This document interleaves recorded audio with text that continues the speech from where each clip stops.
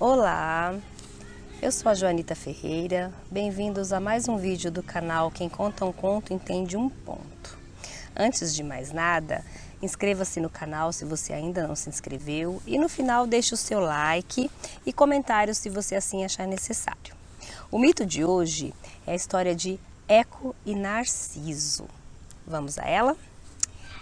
Era uma vez um jovem muito belo que era filho do deus rio Céfiso e da ninfa Liríope. Quando Narciso nasceu, por conta da sua imensa beleza, sua mãe ficou muito preocupada, porque todo mortal que fosse belo demais ou que tivesse algum atributo que fosse grande demais e que pudesse ser assim comparado aos deuses, sofria sério risco de ser punido. Portanto, a mãe, preocupada com a enorme beleza do filho, procurou um oráculo, o vidente Tirésias, e perguntou a ele se o filho viveria muito.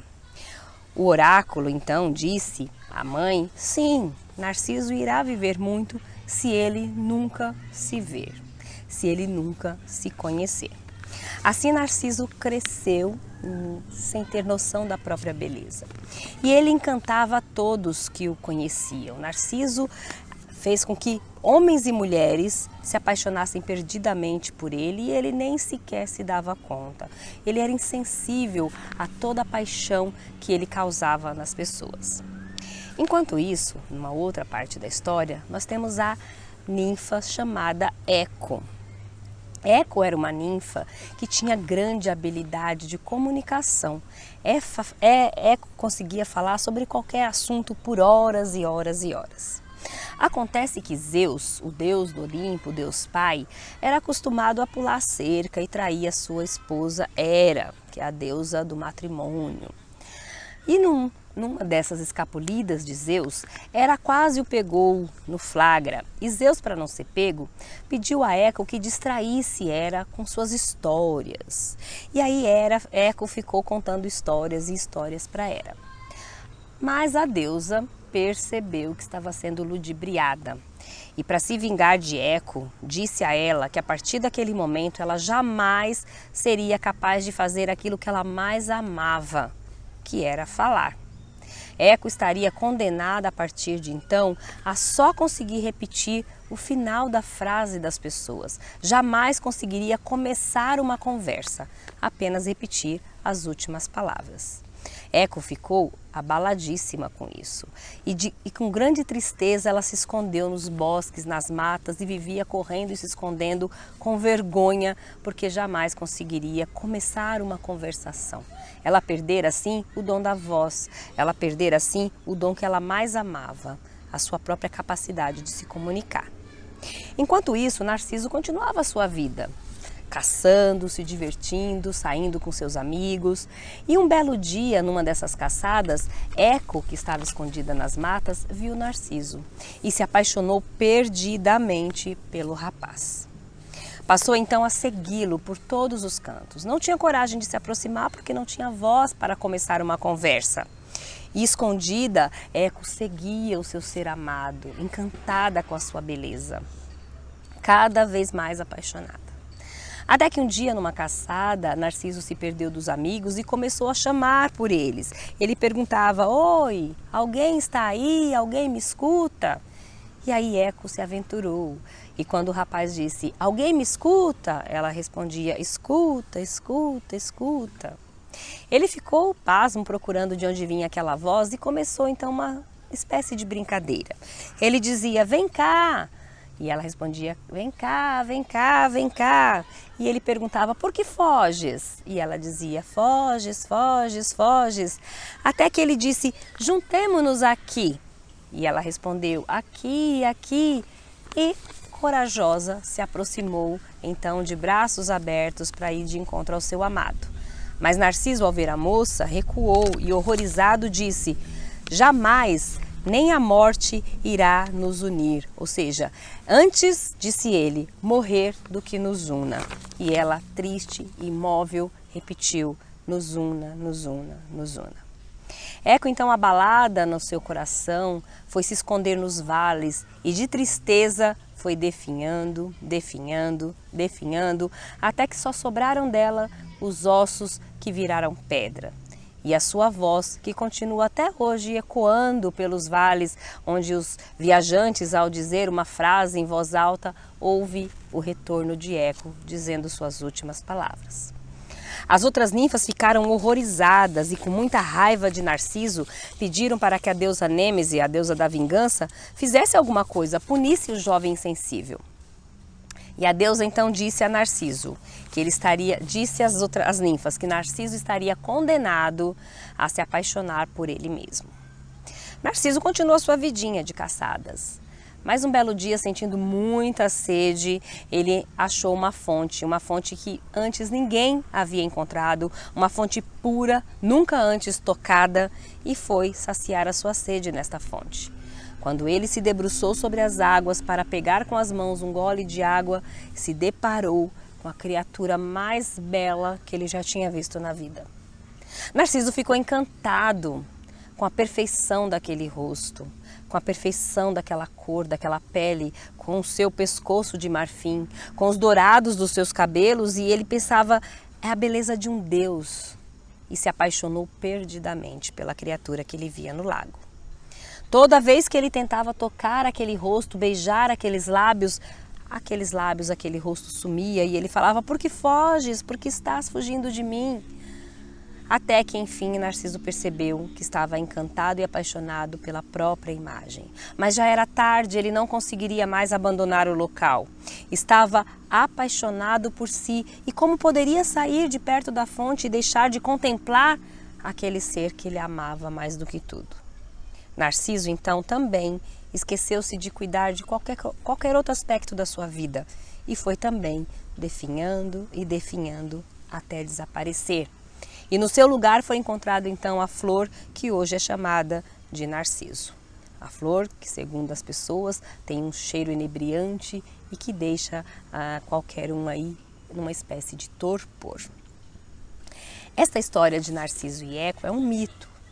E nós podemos associar os mitos às nossas vivências, às nossas relações e olhar por vários ângulos. Hoje vou falar um pouco do mito de Narciso e Eco para falar de relações. Relações não só de casal, mas relações humanas no geral também. A partir de Narciso, é claro, que surgiu o termo do narcisismo, né, que num conceito comum é a autoadoração extrema, né, acompanhada também de uma indiferença que nega aí as importâncias, as necessidades das outras pessoas. Então a pessoa considerada narcisista tem também aí uma intolerância à frustração, né, tem algumas questões de relacionamento difíceis.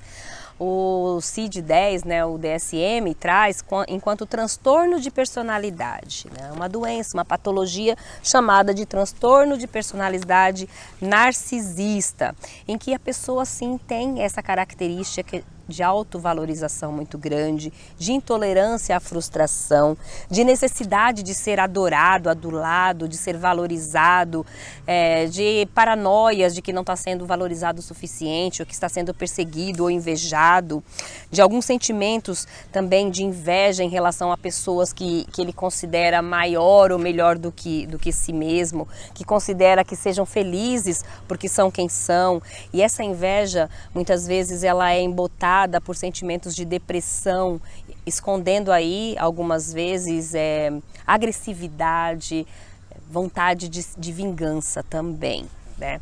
O narcisista, em relação ao DSM, traz vários desses sintomas, como é o que eu já disse, mas esses sintomas eles acabam sendo secundários, porque descobriu-se que na base dos sintomas do narcisismo está aí uma falta de identidade e também de baixa autoestima.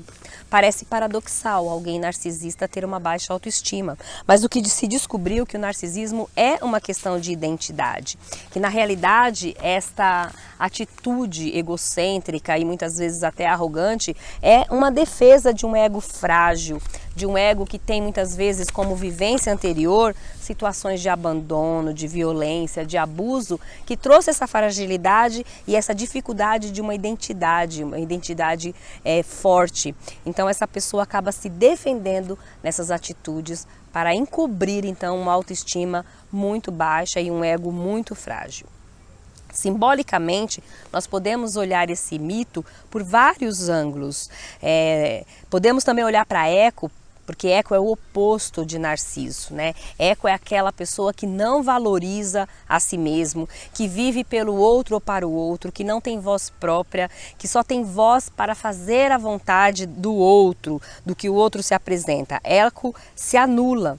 Eco se anula porque ela foi punida na sua identidade, ela deixou de ter voz. Então, enquanto Narciso foi punido porque se sentia muito belo e era insensível e acabou sendo punido para se apaixonar apenas por si mesmo, Eco foi punida para não ter voz, para não ter capacidade de ser ela mesma, de falar por si. Só podia repetir aquilo que os outros diziam. Então, ambos acabaram tendo um problema de identidade. Nas relações nós podemos tanto ser um quanto outro. E aqui a gente precisa colocar que a mitologia traz as suas histórias e todas elas têm o lado negativo e o lado positivo. E nós podemos transitar de um para o outro.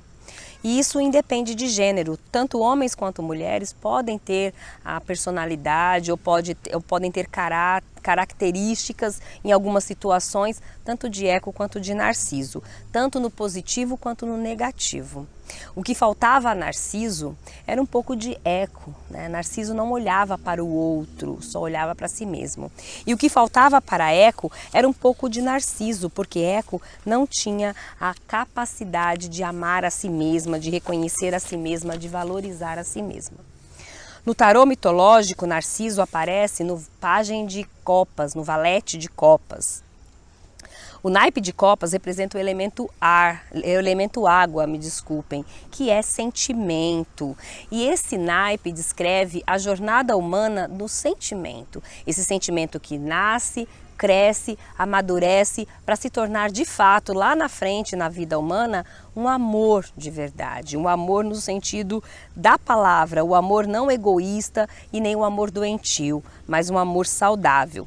Porque Narciso, o garoto, né? Porque pajem no tarô, pajem ele é adolescente, um jovem que está iniciando. E o pajem de copas, então, o Narciso, é um jovem que está iniciando a sua jornada de amor. Então essa carta também representa auto-amor, amor próprio. Porque o amor precisa começar em nós mesmos. Quem não se ama, quem não se valoriza, não consegue amar ninguém, não sabe amar ninguém, porque vai passar a vida buscando lá fora aquilo que não encontra aqui dentro. Eco, por outro lado, né, quem tem a característica de Eco, não se ama e fica o tempo todo buscando isso no outro. Então, qual que é o problema aí do mito? Qual que é o problema dessa história? Qual que é o aspecto negativo? É que tanto um quanto o outro ficou cristalizado num polo. Eco cristalizada no polo de projetar esse amor exclusivamente para fora, só para o objeto, não para si mesma também. E Narciso introjetando esse amor exclusivamente para si mesmo e não direcionando esse amor também para fora. O professor Carlos Byton dizia que Narciso é o símbolo central da permanência em si mesmo. E a gente pode dizer aí que Eco é o símbolo central da permanência no outro, exclusivamente no outro. Então ambos ficaram paralisados, petrificados, Eco virou pedra, né? Narciso desapareceu, ambos ficaram paralisados, petrificados no único polo, um olhando só para dentro, o outro olhando só para fora. E aí não acontece o que naturalmente deveria acontecer, que é o amadurecimento, o crescimento, o desenvolvimento de uma psique saudável. Então, eco nas relações que a gente vê no dia a dia, relações conjugais, de abuso, uma pessoa que tem uma característica de eco, e lembrando que eco, assim como Narciso, também pode ter na base, na vida, situações de violência, de abandono, de abuso, e que, diferentemente de Narciso, desenvolveu outro tipo de defesa, que é o não se valorizar, o que é só olhar para o outro, que é não acreditar que merece. Então, numa relação conjugal, uma pessoa com característica de eco sofre muitas vezes inúmeros abusos e não tem a menor noção de que está sendo abusada, não consegue se defender, não tem poder, não tem força para conseguir sair daquela relação. Então, tanto o eco quanto o narciso precisam de ajuda. Uma pessoa com uma característica narcisista abusa de outras pessoas, está o tempo todo querendo que as outras pessoas façam todas as suas vontades e nunca vai estar satisfeito também. Vai estar o tempo todo achando que as pessoas não lhe dão o devido valor, vai estar cobrando o tempo todo aquilo que acha que merece e também nunca vai estar satisfeito. Ambos precisam então de ajuda, ambos precisam de psicoterapia para que possam trabalhar as suas deficiências, para que possam cuidar daquilo que originou esse comportamento, que originou esse padrão de comportamento, que originou esse transtorno, que no caso de Narciso é um transtorno de personalidade. Então nós vemos que nos dois comportamentos aí do mito, houve lá no começo uma punição para que eles chegassem nesse sofrimento, né? E aí na base, na vida das pessoas que têm esse tipo de comportamento, sempre tem uma história lá atrás, uma história em que houve um sofrimento, um abandono, que houve uma necessidade de alguma forma se defender e cada um pendeu para um tipo de comportamento. Então, o que é preciso? É preciso cuidar, é preciso buscar desvendar a origem desse tipo de comportamento para que as pessoas possam ter um desenvolvimento saudável da psique e para que possa ter também relações saudáveis na vida. Você gostou? Se gostou, deixe o seu like e, por favor, deixe um comentário para dizer o que você achou e também, de repente, um comentário sobre algum assunto que você gostaria de ouvir uma história que simbolizasse este assunto. Agradeço mais uma vez, espero que nos vejamos no próximo vídeo e muito obrigado por sua atenção. Vou deixar no final também o meu Instagram para que você possa me seguir. Muito obrigada!